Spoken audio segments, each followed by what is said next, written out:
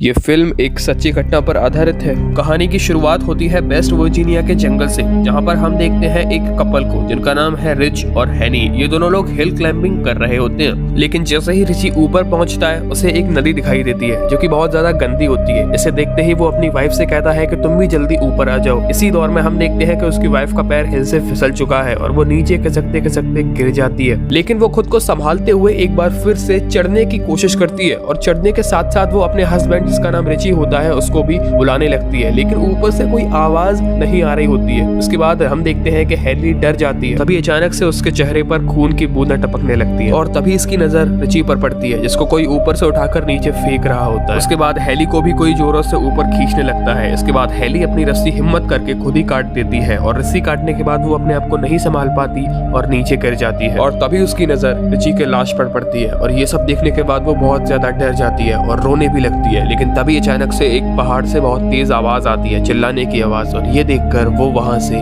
Cut लेती है। वो अपनी जान बचाने के लिए अपनी गाड़ी की तरफ भाग रही होती है, लेकिन तभी एक ट्रैप में उसका पैर फंस जाता है और वो वहीं पर गिर जाती है। और वही आदमी जिस आदमी ने हैली को ऊपर से फेंका था वही आदमी रिची को खींच कर ले जाता है। तभी हम न्यूज में देखते हैं कि इस इलाके में बहुत ज्यादा अजीबोगरीब वारदातें हो रही हैं, वो भी बहुत दिनों से। यहाँ पर बहुत सारे लोग भी गायब हो चुके हैं, बहुत सारी जली हुई गाड़ियां भी इस इलाके से बरामद की जा चुकी हैं और तो और कुछ लोगों का दावा है कि इस इलाके में उन्होंने बहुत ज्यादा अजीबोगरीब चीजें देखी हैं। इसके बाद हमें एक गाड़ी इस इलाके से गुजरती हुई दिखाई देती है। एक आदमी उस गाड़ी में बैठा हुआ होता है जिसका नाम गैरेज होता है। वह अपने इंटरव्यू के लिए जा रहा होता है और जाने के दौरान वो एक ट्रैफिक जाम में फंस जाता है, लेकिन वो इंटरव्यू के लिए लेट हो रहा होता है। तो वो गाड़ी से उतर के आगे वाले ट्रक ड्राइवर से पूछता है कि आखिरकार ये जैम क्यों लगा हुआ है। तब उसे वो ट्रक का मालिक बताता है कि 5 मील दूर एक ट्रक पलट गया है जिसमें केमिकल भरा हुआ था और उसको साफ करने के चक्कर में ये जाम लगा हुआ है और इसी वजह से उसे कई घंटे अब इसी कार में यहीं पर गुजारने पड़ेंगे। ये सब सुनकर गैरेज बहुत ज्यादा हैरान हो जाता है और वो वापस अपनी कार में आता है और वो एक दूसरा रास्ता ले लेता है। एंड इसके बाद वो अपने कंपनी में फोन करके अपने लेट होने का कारण बताता है, लेकिन इन जंगलों की वजह से उसकी बात ठीक से नहीं हो पाती है। अब वो ठीक से बात करने के लिए एक गैस स्टेशन ढूंढ रहा होता है क्योंकि वहाँ पर टेलीफोन होता है। उसे एक गैस स्टेशन जंगलों के बीच में दिखता है, वो वहाँ पर जाता है। तभी उसे रास्ते में एक के बाद एक बहुत सारी गाड़ियां दिखाई देती हैं। तभी उस जगह पर हमें उस गैस स्टेशन का मालिक भी दिखाया जाता है जो कि बहुत ही गंभीर हालत में होता है, जो कि कुछ भी बोल भी नहीं पाता। तभी वहाँ पर गैरेज को एक फोन दिखाई देता है जिस टेलीफोन से वो अपनी कंपनी में फोन कर सकता था, लेकिन वो जैसा ही उस फोन को चालू करता है वो देखता है कि वो फोन तो डेड पड़ा हुआ है। तब वह गैस स्टेशन के मालिक से शहर पहुंचने के दूसरे रास्ते के बारे में पूछता है, लेकिन वो गैस स्टेशन का मालिक उसे कुछ भी नहीं बताता है। तभी उसकी नजर वहाँ पर लगे एक नक्शे में पड़ती है जिसका रास्ता डायरेक्ट शहर पर जाता था, लेकिन वो कच्चा रास्ता था और वो इसी रास्ते को चुनने की तय करता है। तब वह गैस स्टेशन के मालिक से उस रास्ते के बारे में पूछता है और वो वहाँ से अपनी गाड़ी लेकर उसी रास्ते के लिए निकल जाता है। वो एक ऐसा रास्ता है जो कि घने जंगल से होते हुए जाता है और वो वहाँ पर पहुँचते ही देखता है कि वहाँ पर 2 रास्ते हैं। एक रास्ते पर शॉर्टकट लगा हुआ है और एक रास्ता सीधा जाता है, लेकिन वो शॉर्टकट ले लेता है जल्दी के चक्कर में। उसकी नजर अचानक से एक हिरन पर जाती है। उस हिरन को देखने के चक्कर में वो सामने वाली गाड़ी को नहीं देख पाता और अपनी गाड़ी उसी में ठोक देता है। दोनों गाड़ियों का एक्सीडेंट हो जाता है और इस एक्सीडेंट के दौरान गैरेज बच जाता है, लेकिन सामने वाली गाड़ी का मालिक अचानक से निकल के आता है और बोलता है कि तुमने क्या कर दिया, आगे देख के नहीं चल सकते क्या। तभी गैरेज अपनी गलती मानता है और उन लोगों से सॉरी बोलता है और ये भी बोलता है कि आपका जो भी नुकसान हुआ है मैं उसका पेमेंट अभी के अभी कर दूंगा। साथ ही साथ गैरेज उनसे पूछता है कि आखिरकार तुमने अपनी गाड़ी बीच सड़क पर खड़ी क्यों कर रखी थी। तभी उनमें से एक कैरे नाम की लड़की निकल कर आती है और वो बताती है कि सड़क पर किसी ने कटीला तार बिछा रखा था जिसमें लपटकर हमारी गाड़ी का टायर असल में फट गया है। तभी उनमें से एक लड़की पिछले गैस स्टेशन पर जाकर फोन लगाकर मदद बुलाने के लिए कैरेज से बोलती है, लेकिन कैरेज जब वहाँ पर पिछली बार गया था तो उसे बहुत ज्यादा अजीब लगा था, इसीलिए वो साफ मना कर देता है और वो कहता है कि सब लोग साथ में चलेंगे तो फिर मैं जाऊंगा, नहीं तो मैं नहीं जाऊंगा। इसी वजह से कैरेज के साथ वो सारे लोग चल देते हैं, लेकिन उन सब में से ईमान और फ्रांसी 2 लोग गाड़ियों की देखभाल करने के लिए वहीं पर रुक जाते हैं। अब इन सबको सफर के दौरान रास्ते में पड़ा हुआ एक नेवला मिलता है जिसे देखकर लगता है कि किसी ने जबरदस्ती इसका पेट पकड़कर इसको फाड़ दिया हो और उसके बाद थोड़ी दूर ये चलते हैं और इनको जली हुई कारें दिखाई देती हैं, जिसे देखकर कैरेस को खतरे का अंदेशा होता है, लेकिन वो इन लोगों से आगे बढ़ने के लिए बोलता है। इधर हम फ्रांसीन और इवान को देखते हैं। हम देखते हैं कि इन लोगों को झाड़ियों में होती हुई कुछ हलचल नजर आ रही है और ये सब देखने के लिए इवान झाड़ियों के बीच में चला जाता है और थोड़ी देर तक तक वो वापस ही नहीं आता है। जब फ्रांसी को लगता है कि काफी देर हो चुकी है और इवान अभी तक वापस नहीं आया, तो वो उसको देखने के लिए उसके पीछे जाती है और उसे इवान का जूता वहाँ पर पड़ा हुआ मिलता है और उसका कटा हुआ कान भी उसे वहीं पर पड़ा हुआ मिलता है। ये सब देखने के बाद वो बहुत ज्यादा रोने लगती है क्योंकि वो समझ जाती है कि उसका कत्ल हो चुका है। लेकिन तभी पीछे से उसको कोई पकड़ लेता है और वो फ्रांसिस के मुंह में एक तार डालकर उसका मुंह फाड़ देता है और उसको भी वहीं पर मार डालता है। उसके बाद रोड के आखिरी में हम इन चारों लोगों को देखते हैं जो लोग मदद के लिए जा चुके होते हैं। लेकिन ये लोग जब रोड पार कर लेते हैं उसके बाद इन्हें एक घर दिखाई देता है जो कि एक बहुत ही सुनसान जगह पर बना हुआ था और उसके आसपास बहुत सारी गाड़ियां भी थी। अब उन लोगों पे रुका नहीं जा रहा था क्योंकि अब उन लोगों को जल्दी से जल्दी मदद की बहुत ज्यादा जरूरत थी और वो लोग जाते हैं उसी घर के अंदर। वो लोग देखते हैं कि उस घर में कोई भी नहीं है, लेकिन खाने के टेबल पर अभी भी खाना रखा हुआ है और घर को देखकर ऐसा लगता है कि सालों से यहाँ कोई जैसे रहता ही ना हो।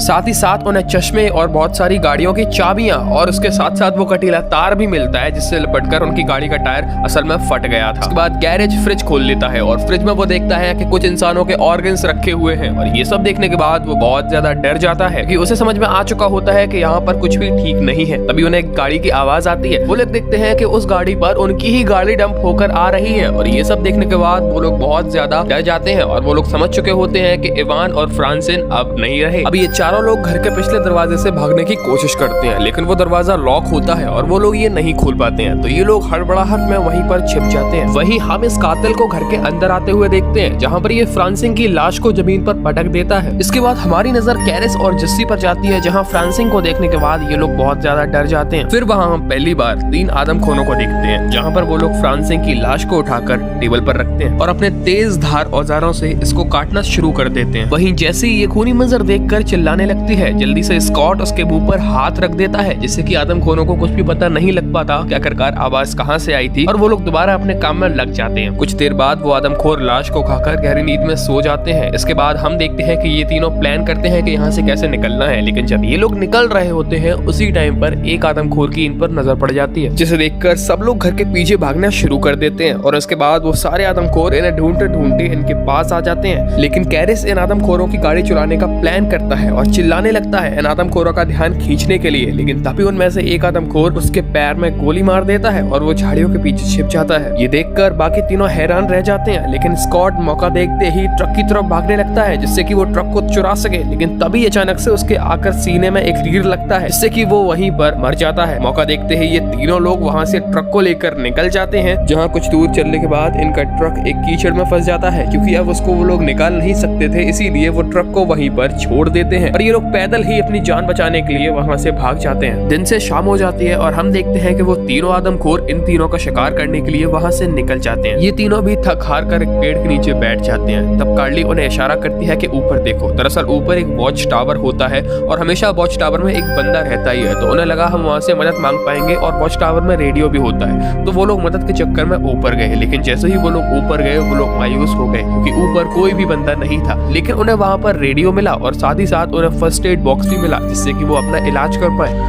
तभी वहाँ पर रखे हुए रेडियो को कार्ली ऑन करती है और मदद के लिए बुलाती है, लेकिन उस तरफ से कोई भी आवाज ही नहीं आ रही होती है। कैरिस को नीचे से कुछ आवाज़ सुनाई देती है तो कैरिस नीचे देखता है। जब कैरिस नीचे देखता है तो उसे देखते हैं वो तीनों आदमखोर। वो समझ जाता है कि वो तीनों पीछा करते करते यहाँ तक पहुंच चुके हैं। कैरिस उन तीनों आदमखोरों को टावर पर चढ़ते हुए देखता है, लेकिन उसके बाद कैरिस एंट्री गेट पर टावर का सारा सामान जमा कर देता है जिससे कि वो लोग गेट न खोल पाए। उसके अगले ही सीन में हम देखते हैं कि वो तीनों आदमखोर नीचे चले जाते हैं क्योंकि उनसे गेट नहीं खुल रहा होता है। तभी उनका रेडियो अचानक से ऑन हो जाता है और कार्ली अपनी लोकेशन उसमें बता ही रही होती है। तभी आदमखोर नीचे से वायर काट देते हैं और वो तीनों आदमखोर टावर में आग लगा देते हैं। और ये सब देखने के बाद कार्ली बहुत ज्यादा डर जाती है। वो हड़बड़ाहट में वो बक्सा उठाकर खिड़की में मारती है और खिड़की टूट जाती है जिससे कि वो लोग बाहर कूद सके। उसके बाद कैरिस खिड़की से नीचे देखता है और वो देखता है कि नीचे झाड़ियां हैं और बहुत सारे लंबे लंबे पेड़ खड़े हुए हैं जिनके ऊपर वो लोग कूद सकते हैं। ये तीनों लोग खिड़की से एक एक करके पेड़ के ऊपर कूद जाते हैं। उन तीनों आदमखोरों की नजर इन तीनों पर पड़ती है। वो तीनों आदमखोर पेड़ पर चढ़ने लगते हैं और ये लोग एक पेड़ से दूसरे पेड़ पर छलांग लगाने लगते हैं जिससे कि इनको आदमखोर